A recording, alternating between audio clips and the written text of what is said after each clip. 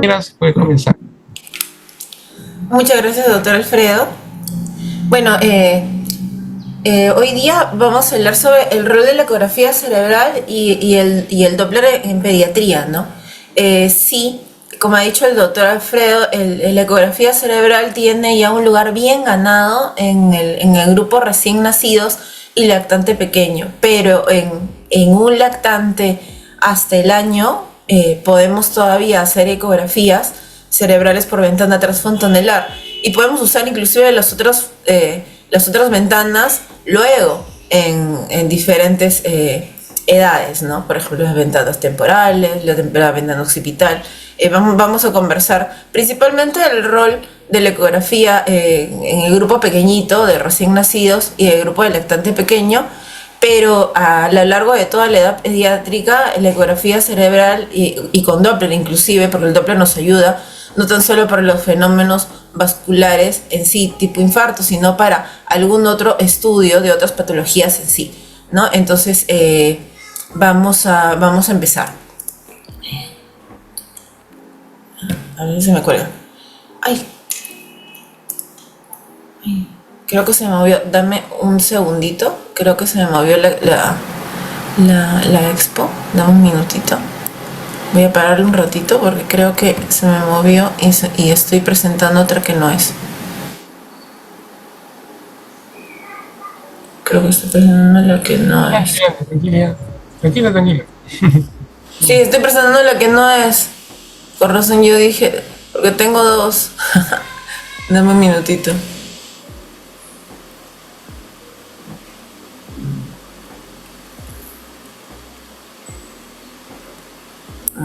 No es que estoy presentando la que no es. He puesto el rol de la ecografía.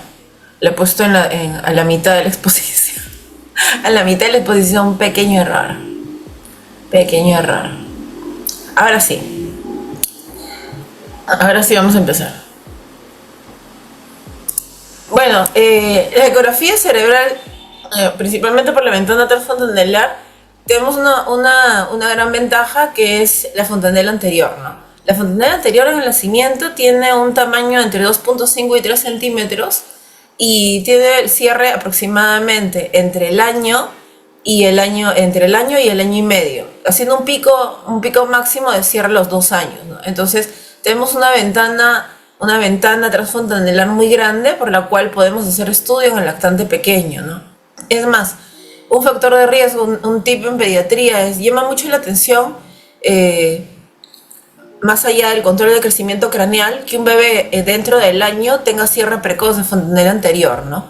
Usualmente cuando eso ocurre, tenemos que sospechar craneosinostosis o alguna otra patología en sí que esté desarrollada al pobre crecimiento del perímetro cefálico y que esté asociada a un cierre de fontanela anterior. Entonces, la ventaja de una ecografía, si uno tiene un niño con macrocefalia, con crecimiento cerebral incrementado, un niño que ha tenido una meningitis en los 3 primeros meses, un niño que ha sido prematuro, un niño que tenga algún factor de riesgo en la etapa neonatal o en la lactancia, a diferencia de ofrecerle sedación para hacerle una imagen de alta definición como una resonancia magnética y tenerlo, por más que los resonadores tengan ya tiempos cortos de realizarse, tenemos la desventaja de la sedación, tenemos la desventaja de una tomografía de la radiación. Entonces las ventajas de una ecografía transfontanelar es que es segura, confiable, no vamos a necesitar trasladar al niño cuando esté en unidad de cuidados intensivos porque los ecógrafos son portátiles y se pueden mover. Tiene un costo mucho más cómodo, inmediata y permite evaluaciones que pueden ser seriadas, ¿no? Si tenemos alguna duda o queremos seguir alguna imagen, podemos hacerle una nueva ecografía en 24 horas o en la tarde, etcétera, etcétera, ¿no?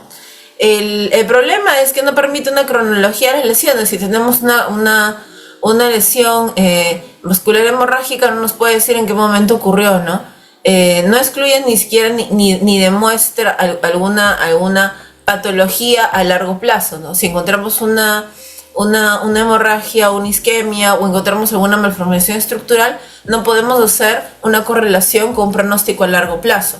Lo que nos dice es lo que está la imagen, más la imagen no define la funcionalidad, ¿no? ¿Cuáles serían las indicaciones principales de una ecografía transfontanelar en un recién nacido, tanto prematuro como un a término y un lactante precoz, ¿no?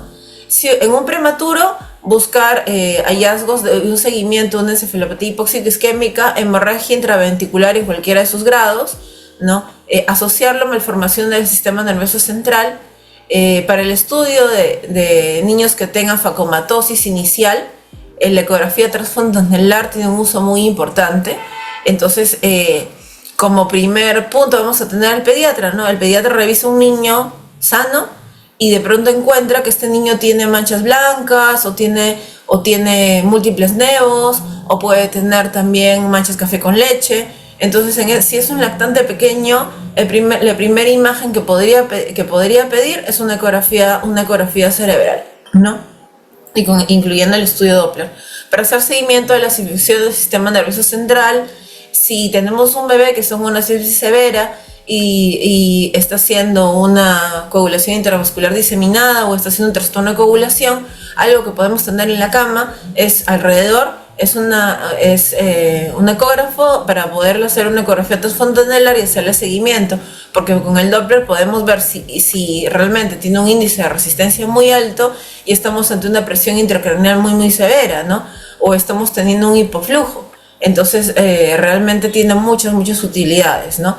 En cuanto a las crisis neonatales, también nos da bastante luz, y es lo primero que tenemos a la mano. Antes de bajarle un resonador, una tomografía, si tenemos un recién nacido, un lactante pequeño que convulsiona, tenemos a la mano una ecografía cerebral para descartar malformaciones cerebrales que pueden ser marcadas y detectadas ecográficamente, ¿no? Y también crisis neonatales que pudieran ser motivo de una hemorragia o una isquemia, ¿no?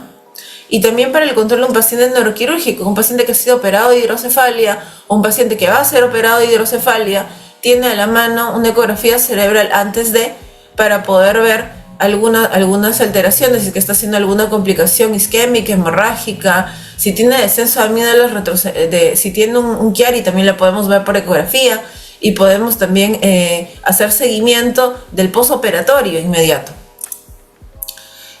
Nosotros usamos transductores principalmente de 7.5 Hz. El que tenemos es de 8 Hz. Pueden ser tanto planos como curvos, como convexos. Nuestro ecógrafo es de 8 Hz y es de tipo convexo. Pero si tenemos la sospecha de lesiones profundas, preferimos usar el otro transductor, el de 5 Hz, que también tenemos nosotros. Nosotros hacemos diferentes estudios de planos. En el estudio de plano sagital hacemos más o menos 5 cortes, y en el estudio de plano coronal hacemos 6 cortes, ¿no? Hacemos un barrido de adelante a atrás y de lóbulo temporal a lóbulo temporal. Las características del equipo: el transductor ideal es uno de 7.5 Hz, ¿no?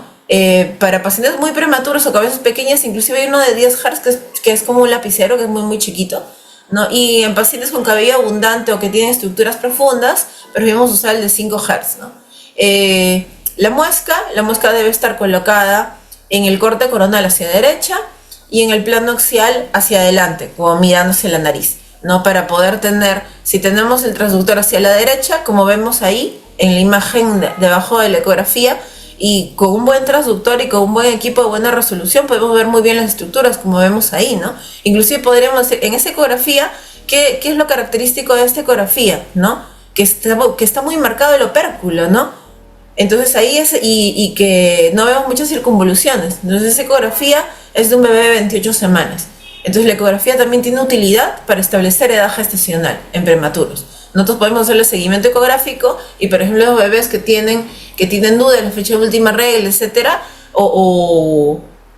cuando un bebé nace se le hace un capurro, que es una estimación de edad gestacional, y un balar a las 48 horas para determinar la maduración en cuanto a elasticidad, elongación, signo de la bufanda, ángulo popliteo, etcétera, para hacer una maduración y una determinación de edad gestacional.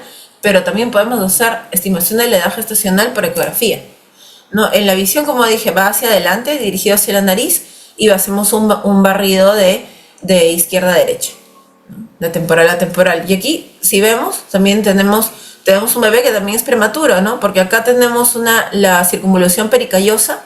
No puedo anotar. Voy a ver si es que puedo poner puntero. Ahí está, mouse, ahí está. Y deben estar viendo el mouse en teoría, ¿no? Y podemos ver aquí que no tiene circunvoluciones, ¿no? Que estamos viendo una imagen hiperecogénica, hiperrefringente alrededor del ventrículo, y estamos viendo una circunvolución pericallosa en más o menos el tercio de su conformación. Entonces podríamos decir que este prematuro, y ya tenemos acá la cisura de Silvio más aproximadamente formada, estaría aproximadamente 32 semanas y como patología tendría una leucomalacia periventricular. Acá el secreto de la ecografía es que cuando tú observas algo en sagital debes confirmarlo también en corte coronal. Debes tener más de 2 cortes para decir realmente esa lesión sí está y no es un artefacto. Como hemos hablado, esta sería la diferencia de nuestro transductor. Nosotros usamos este transductor, que es el 8C, y este transductor que tenemos nos permite esta visión amplia de todo el parénquima, ¿no? A diferencia de si queremos ver una estructura como especie oranoidea o estructuras un poco más profundas como ganglios basales, usamos el transductor de 5 Hz y esta sería la visión que nos permite ese transductor. Y es la visión usualmente que tenemos en fontanelas pequeñas. En fontanelas pequeñas tenemos visión más en rectángulo, ¿no? Más rectangular. Entonces, algo para decir que realmente veamos a quién mandamos ecografía y ofrezcámosle no una ecografía cerebral transfontanelar, sino por ejemplo haríamos un Doppler para usar otra ventana, porque no tenemos ventana transfontanelar para hacerlo, ¿no?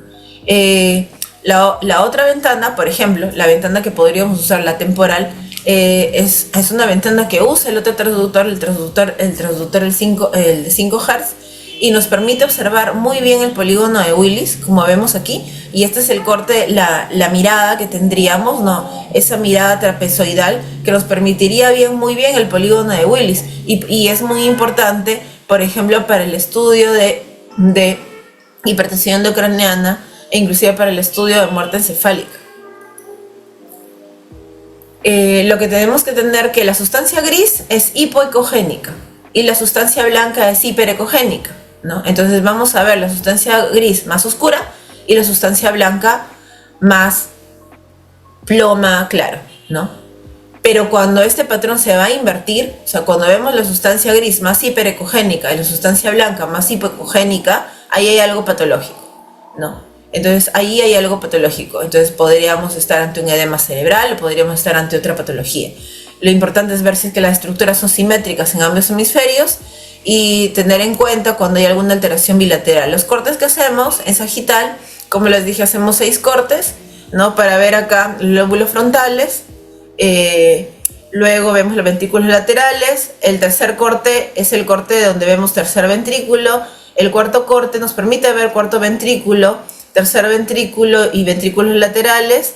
Luego el resto de lo que vemos cerebelo y pedúnculos, y nos permite ver el otro corte, lo que es occipital. Y veríamos en cada uno de los cortes cómo son las visiones, y realmente vemos que un lactante pequeño podríamos pedir una ecografía y podríamos estudiar muy bien la arquitectura. Obviamente, si tenemos un lactante pequeño con crisis, como primera intención tenemos a la mano una ecografía, pero luego tenemos la necesidad de pedirle una imagen de alta definición. Pero aquel paciente que está hospitalizado o que está delicado, tenemos una ecografía para hacer rápidamente estudios. En el corte coronal frontal veríamos ambos lóbulos frontales y estaríamos viendo lo que decíamos, ¿no? Que es hipoecogénica la sustancia gris y que es más hiperecogénica la sustancia blanca. Este sería el segundo corte donde vemos ventrículos laterales, y acá estamos viendo el cavum vergae, ¿no? El septum pellucidum. Y el septum pellucidum es una estructura por falta de fusión. Eso lo podemos ver más o menos en el 5% de la población, la persistencia del septum pellucidum, especialmente en prematuros. En prematuros podemos describir septum pellucidum o hasta cavum vergae, que es más posterior, y haciendo el seguimiento ecográfico veríamos que ya ocurre la fusión. En el tercer corte ya empezamos a ver tercer ventrículo. Luego de ahí en el cuarto corte ya empezamos a ver pedúnculos cerebelosos y cerebelo. En el quinto y sexto corte vemos lo que son vemos los cortes posteriores de los ventrículos laterales, y en el último corte vemos parénquima cerebral de los lóbulos occipitales, ¿no? Entonces necesitamos todos esos cortes. Por ejemplo, el último corte serviría para estudiar a bebés pequeños o prematuros que han sufrido hipoglicemia. La hipoglicemia característicamente lesiona los lóbulos occipitales, ¿no? Y entonces es un seguimiento muy importante que tenemos que hacer, especialmente de cortes. Entonces no solo basémonos en la línea media, sino tenemos que hacer un buen barrido. En las ventanas sagitales vamos de la línea media a 2 cortes más en cada uno de los hemisferios cerebrales. Y como podríamos ver, el corte de la línea media nos permite ver a la dama, ¿no? La dama, si vemos aquí, está viendo mi puntero, ¿no? Solo si me aclaran eso, o mi mouse. ¿Sí? Se ve bien, ¿no? Se ve bien. Sí, si ve mi mouse, perfecto. Ah, ya. Si ve mi mouse, este es el corte de la dama, ¿no? Eso quiere decir que este es el gorro de la sombrero de la dama, y aquí está todo el vestido de la dama, ¿no? Entonces aquí estaríamos viendo cuarto ventrículo, estaríamos viendo cerebelo, o también le decimos el signo de la guitarra, ¿no? Acá el corte de línea media, como es el corte de línea media, dirían, doctor, ¿y qué cosa es esto, no? Este sería el septum pellucidum, el cuerpo calloso, la circunvolución pericallosa en toda su conformación. Esto es un cerebro maduro, ¿no? Y el resto de circunvoluciones.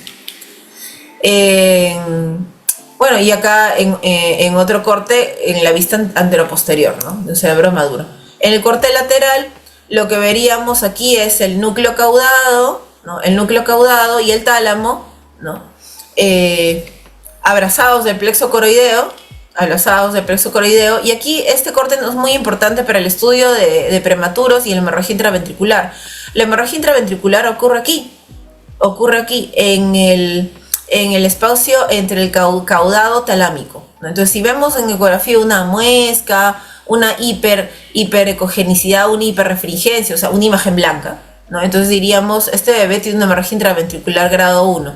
Acá el diagnóstico diferencial sería tener un plexo coroideo muy grande. Tenemos un plexo coroideo muy grande y muchas veces hay el error de describir que el plexo coroideo es una hemorragia intraventricular grado 1, pero entonces lo que hay que hacer es un buen barrido para ver que el plexo coroideo es grande y está llegando hasta el núcleo caudado, ¿no?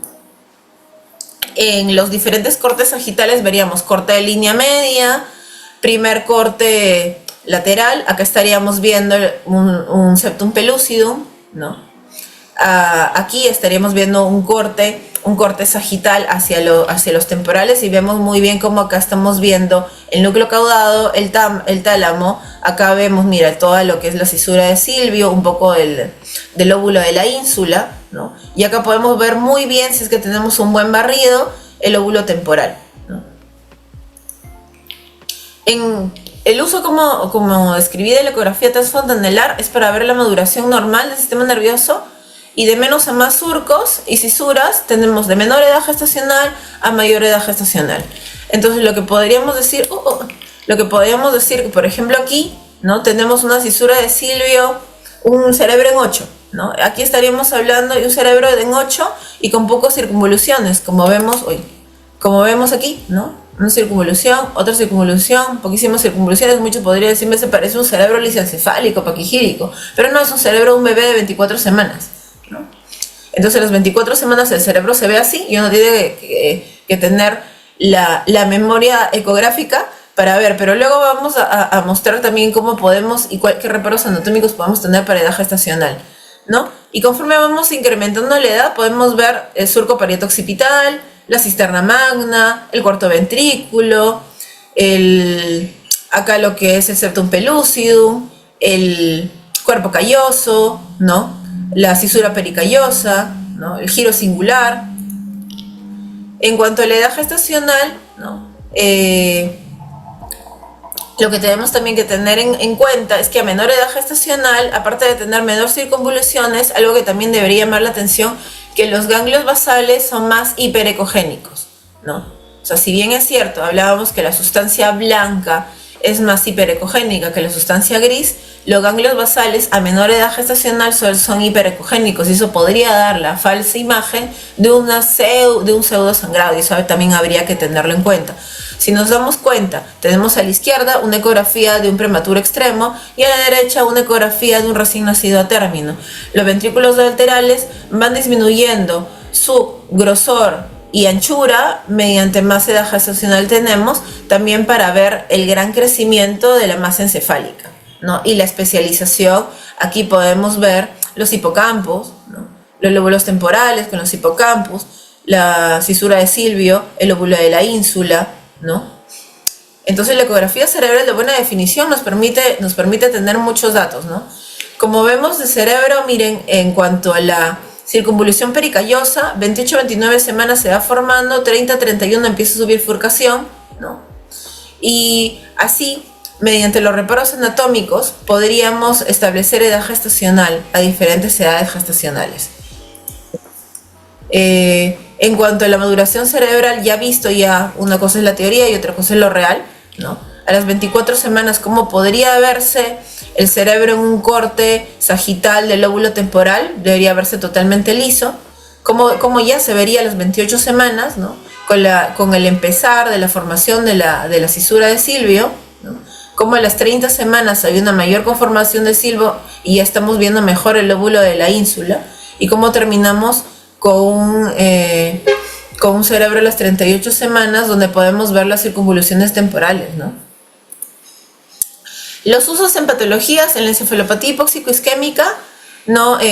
Tenemos que recordar que en cualquier cuadro isquémico, y eso lo sabemos especialmente todas las personas que se dedican al código ictus, sabemos que en los 2 primeros días podemos no tener muchas manifestaciones clínicas de una gran isquemia, ¿no? Entonces el primer y segundo día, en una ecografía transfontanelar, en un lactante pequeño, menor de 3 meses, o en un neonato, podemos no encontrar ninguna alteración. Entonces, en un bebé que tiene encefalopatía hipóxico-isquémica, las ecografías serían apenas ha nacido, a las 24 horas, a las 48 horas, y luego según evolución, ¿no? Si la lesión isquémica es profunda, antes se llamaba la asfixia total, esa asfixia global. Entonces esa lesión que producía una parálisis cerebral disquinética o cuadriplégica severa, ¿no? La lesión de ganglios basales y tronco cerebral, las ecografías inclusive van a ser normales en pacientes en un cuadro neurológico severo. Entonces también hay que conocer las posibles implicancias de tener una ecografía cerebral normal y la necesidad de un futuro, cuando el paciente esté estable, solicitar una resonancia magnética cerebral para ampliar estudios de estructuras profundas, ¿no? Lo que veríamos es, en una ecografía donde encontráramos alteraciones, es un incremento de la ecogenicidad del parénquima. Si estamos viendo a la izquierda una ecografía de un recién nacido a término sin encefalopatía hipóxica y a la derecha una con encefalopatía hipóxica, diríamos que hay un incremento de la ecogenicidad del parénquima. Si recordábamos, la sustancia gris debía ser más hipocogénica, acá la vemos más hiperecogénica. Hay una pérdida de diferenciación entre sustancia gris y blanca, como vemos en el gráfico de la derecha, y no se observan circunvoluciones, ¿no? Entonces aquí diríamos que realmente estamos ante un edema cerebral marcado, ¿no? Y tenemos pocas circunvoluciones como tal. Y podríamos verlo en otras imágenes, como veríamos la pobre diferenciación, las pocas circunvoluciones, la pobre diferenciación entre sustancia gris y blanca, ¿no? Y acá una serie de imágenes donde veríamos lo que se suele ver en ecografías de una encefalopatía hipóxico-isquémica, ¿no? Y si esto le hiciéramos un correlato en una tomografía, ¿no? Veríamos la pobre diferenciación, un edema cerebral severo, un borramiento de surcos y cisuras. Realmente entonces la tomografía nos ayudaría para el estudio de un recién nacido con encefalopatía hipóxico-isquémica, no. Lo real sería hacerle seguimiento ecográfico hasta su estabilización, ¿no? Y el seguimiento ecográfico es muy importante para el manejo del neonatólogo. El neonatólogo tiene que hacer, si está dentro de las primeras 6 a 8 horas, hacer la hipotermia, vigilar que no tengamos picos de presión sistólica, ¿no? Ver que pueda haber una buena perfusión cerebral y asegurarla, evitar los daños por suma, es decir, evitar que tenga mucha manipulación, evitar trastorno hidroelectrolit, hipoglicemia, etcétera, etcétera. Y cuando ya esté estabilizado, lo que haríamos sería pedir una resonancia magnética para el estudio completo. Y si hacemos un Doppler por ecografía cerebral transfontanelar, también podríamos ver el polígono de Willis en su conformación. Todavía lo vemos en conformación en corte coronal, así conformación tipo Yokochi. Podemos verlo muy bien, ¿no? ¿Para qué? Para determinar los índices de resistencia. A diferente edad gestacional, índices de resistencia diferentes. Pero por regla general, un índice de resistencia a cualquier edad de mayor de 0.8 indica una hipertensión endocraneal muy, muy marcada. Por el contrario, en las primeras horas, una ecografía cerebral transfontanelar con Doppler con índices de resistencia menor de 0.6, ¿no? Esos también están asociados a una pobre perfusión, están asociados a un mal pronóstico neurológico a largo plazo, ¿no? En el corte sagital, nosotros hacemos estudios de la rama pericallosa, ¿no? De la cerebral anterior, e inclusive el Doppler nos ayuda para estudio de estructuras. Si no tenemos mucha seguridad, ¿no? Que el cuerpo calloso está ahí y no lo podemos objetivar bien, si tenemos un estudio de la rama pericallosa, podemos saber que el cuerpo calloso realmente tiene una buena conformación. Si vemos una rama pericallosa con una conformación poco habitual, ¿no? Esa conformación en sí invertida, realmente entonces ahí estaríamos diciendo que podríamos estar ante una agenesia total o parcial del cuerpo calloso. La vena de Galeno también es muy importante porque en recién nacidos tenemos trombosis venosas y tenemos hemorragias inclusive de vena de Galeno. Entonces para nosotros es muy, muy importante estudiar la vena de Galeno también por Doppler. Y aquí es lo que vemos, ¿no? Vemos la rama pericallosa de la cerebral anterior y estudiamos toda su conformación y vemos que va paralela a la circunvolución, al cuerpo calloso. Otro uso de la ecografía transfontanelar en recién nacidos, especialmente prematuros, son para ver los distintos tipos de hemorragia. Desde grado 1 hasta el grado 4, que en realidad es un infarto hemorrágico, ¿no? Lo que ha habido es un gran sangrado intraventricular y por estasis venosa y aumento de la presión intracraneal, disminución del flujo sanguíneo, ha producido un infarto hemorrágico, ¿no? Estos son cortes anatómicos. Pero a nivel ecográfico, ¿cómo veríamos una hemorragia intraventricular? Tan pequeña como esto, ¿no? Entonces, si nos damos cuenta, la ecogenicidad del plexo coroideo es muy diferente a la ecogenicidad de lo que suele ser la sangre. Entonces puede ser tan leve como esto, tan moderada como esta del inferior derecha. Y en la hemorragia intraventricular grado 2, donde el sangrado es menor del 50%, es decir, hay sangrado en el ventrículo hasta en el 50%, puede también abarcar otro ventrículo, pero no hay dilatación ventricular. Acá tendríamos ecográficamente cómo veríamos una hemorragia intraventricular grado 2, ¿no? Y en la hemorragia intraventricular grado 3, el sangrado causa dilatación. Como veríamos, el sangrado causa dilatación y acá vemos dilatación de los cuernos temporales. Puede ser unilateral, también visto, pero vemos ya la dilatación ventricular y si haríamos un corte sagital vemos todo dilatado el ventrículo de sangre, ¿no? Realmente uno dice, ¿y qué cosa pasa con los bebés que tienen una hemorragia ventricular grado 3 o un infarto hemorrágico antes conocido como grado 4? Realmente el 1 y el 2 no están asociados a riesgos motores, pero el grado 3 está asociado a problemas motores a largo plazo como parálisis cerebral. Y el grado 4 está asociado a una gran mortalidad y a secuelas muy marcadas, principalmente motoras, también cognitivas, pero principalmente motoras. El infarto grado 4 en realidad es un infarto de tipo venoso, ¿no? Es un infarto venoso donde ha habido una hemorragia de la matriz, ha habido una isquemia y luego la hemorragia ha producido estasis venoso, ha pasado hacia la sustancia blanca y ha producido este infarto venoso en sí, ¿no? Entonces, la clínica de los chicos que logran sobrevivir a este tipo de hemorragia, cuando tenemos este tipo de hemorragia grado 3 y grado 4, hay que hacer ecografías seriadas casi cada 12, cada 24 horas. ¿Por qué? Porque tenemos que estar vigilantes de las hidrocefalias poshemorrágicas. Entonces, en un paciente que tiene una hemorragia grado 1, realmente los controles ecográficos pueden ser cada 3 o 5 días. En aquel paciente que tiene un grado 2, convendría hacerle seguimiento ecográfico cada 24 o 48 horas hasta ver que realmente la ecografía se reabsorba, la hemorragia se reabsorba. Y un paciente grado 3 o grado 4, hacemos ecografías, obviamente con estudio vascular, cada 12-24 horas, vigilando la presencia de hidrocefalia.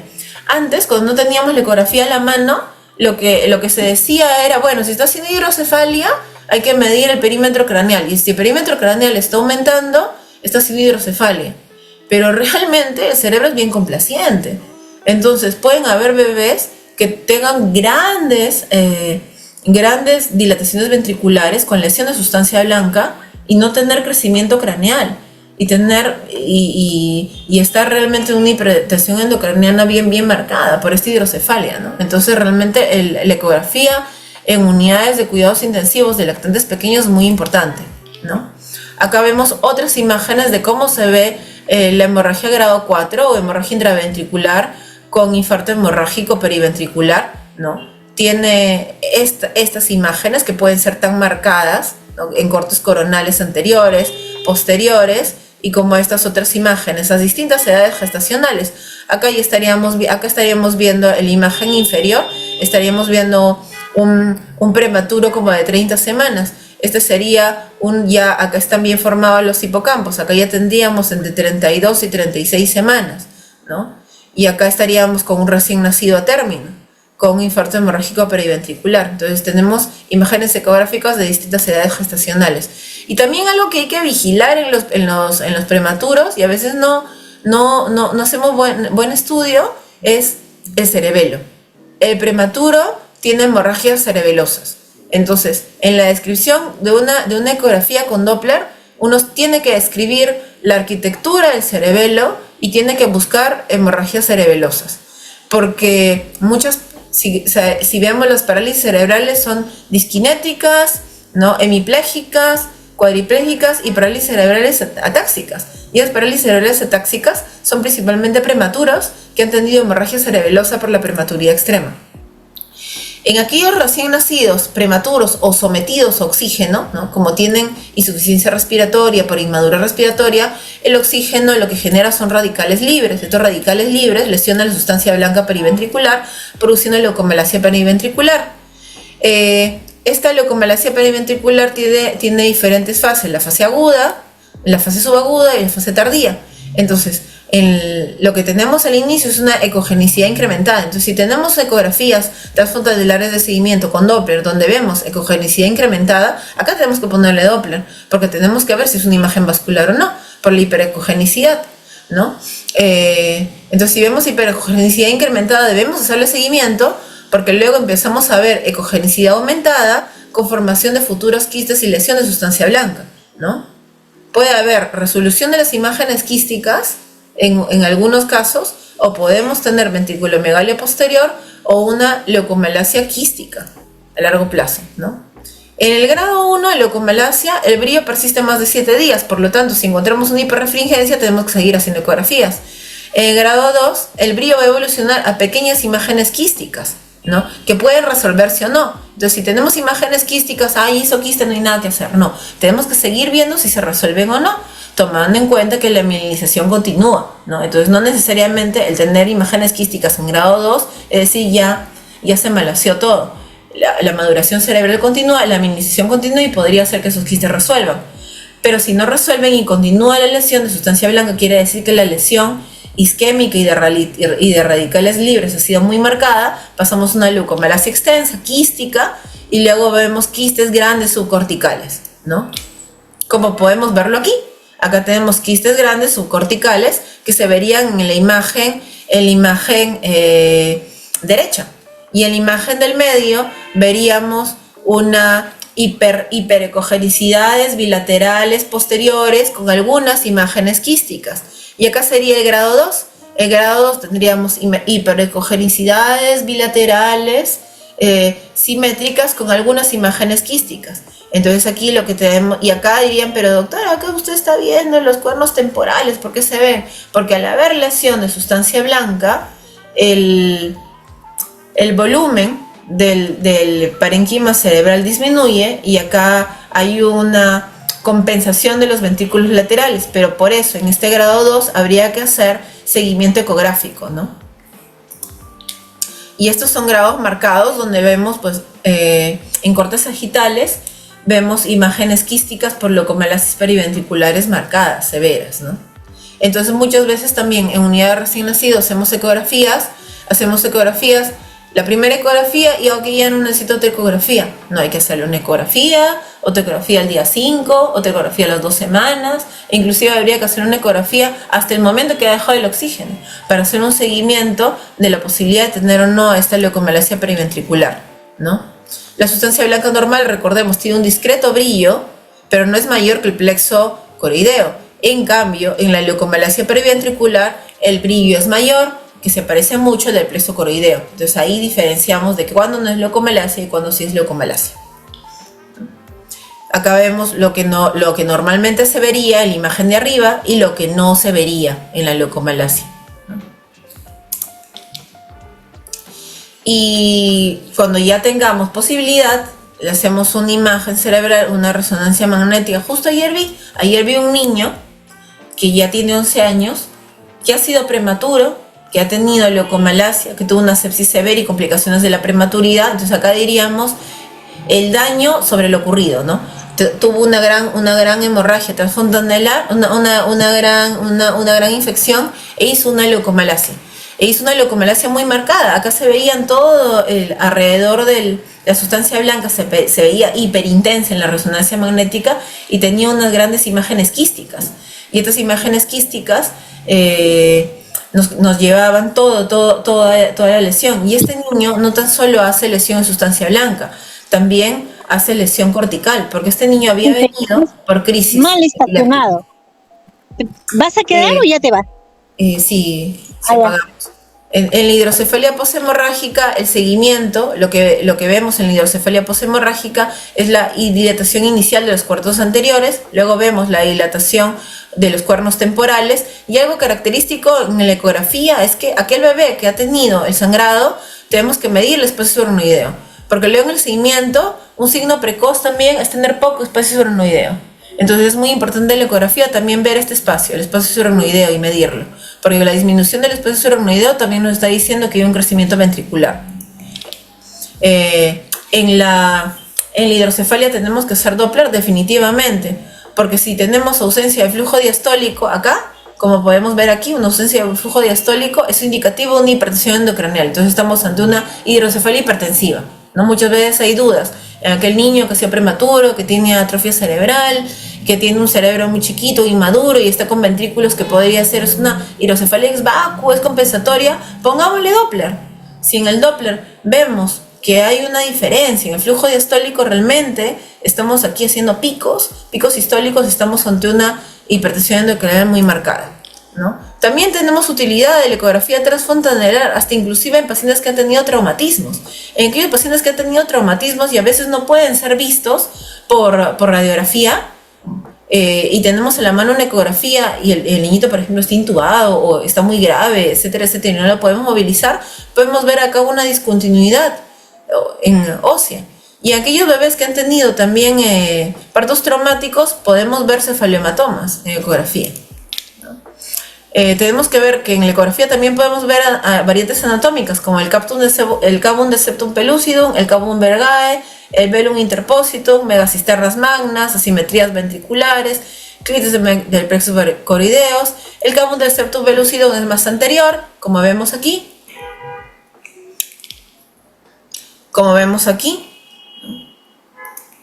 El cavum vergae es más posterior porque está entre el septum pellucidum y las columnas del fornix, entonces es más posterior el cavum vergae en comparación a septum pellucidum, cavum vergae.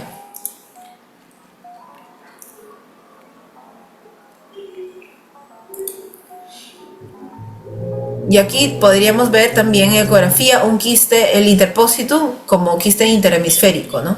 Y justo está alrededor de lo que es la vela de Galeno, ¿no? Entonces acá para ver el septum pellucidum, el cabum vergae y el interpositum, ¿no? Y cómo se podría ver en los diferentes cortes.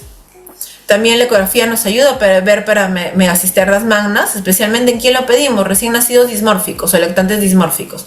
Lactantes que podrían tener síndrome de Down o lactantes que tengan características, tengan pliegue único, orejas de implantación baja. Entonces en esos bebés que tenemos a la mano, una ecografía y podríamos ver la presencia de una megacisterna magna ecográfica. Si vemos, lo vemos a una megacisterna magna. Y nosotros en la clínica, por la premura de la exposición, no bajé las imágenes que tenía en el ecógrafo que tenemos, pero hemos diagnosticado megacisternas magnas, hemos diagnosticado agenesias de cuerpo callosos, atrofias cerebrales, hidrocefalia ex vacuo, etcétera, etcétera, ¿no? Y pueden verse tan bien así como la megacisterna magna, ¿no? E inclusive hasta pudiendo verse, esto es en corte del foramen posterior, del foramen occipital. Podemos ver inclusive el pliegue dural, ¿no? Y cómo se vería a nivel de resonancia magnética, como podemos verlo ecográficamente, ¿no? La simetría ventricular también debe describirse, y debe describirse tanto en corte coronal como en corte sagital, ¿no? Y la macrocefalia, es importante también hacerle una ecografía. Nosotros en la macrocefalia vemos el espacio subaracnoideo, también vemos el tamaño de los ventrículos laterales, el espacio interhemisférico, etcétera, etcétera, ¿no? Hay una macrocefalia que se llama benigna. Esta macrocefalia benigna puede aparecer entre los 6 meses y los 2 años, ¿no? Tenemos una macrocefalia benigna, macrocefalia familiar, ¿no? Entonces aquí lo que vemos es un ensanchamiento del espacio subaracnoideo, que es una hidrocefalia llamada extraventricular, y una línea interhemisférica también muy separada, ¿no?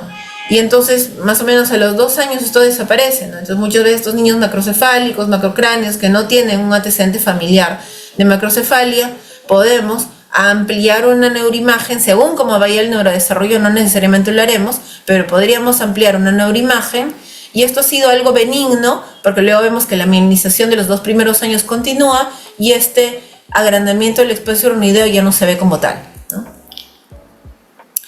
Esto es lo que podemos ver en la macrocrania benigna, ¿no? El aumento del espacio subaracnoideo, el aumento de la línea interhemisférica. Lo que vemos también, podemos encontrarnos ante quistes de plexos coroideos, e inclusive nosotros ya hemos tenido bebés que vienen transferidos de otras clínicas, que su nicho son